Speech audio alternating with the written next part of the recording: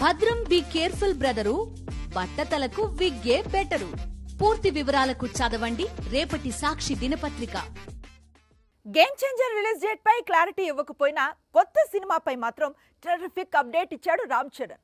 బుచ్చిబాబుతో మూవీలో sports star గా కనిపిస్తాడు అనుకుంటే ఎవ్వరూ ఊహించని విధంగా కామెడీ యాంగిల్ చూపిస్తానంటున్నాడు.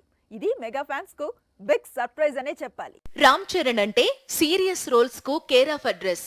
ఒక మగధీర, ఒక ధ్రువ, ఒక రంగస్థలం, ఒక త్రిబులార్, ఈ మూవీస్ అన్నీ కూడా చరణ్ కు పేరు తెచ్చినవి. అతనిలోని విలక్షణమైన నటుడిని ప్రేక్షకులకు చూపించినవి. ఇప్పుడు వీటిని దాటుకుని తనలోని హాస్యరసాన్ని చరణ్ చూపించాలనుకుంటున్నాడు. అందుకు దర్శకుడు బుచ్చిబాబే కరెక్ట్ అనుకుంటున్నాడు.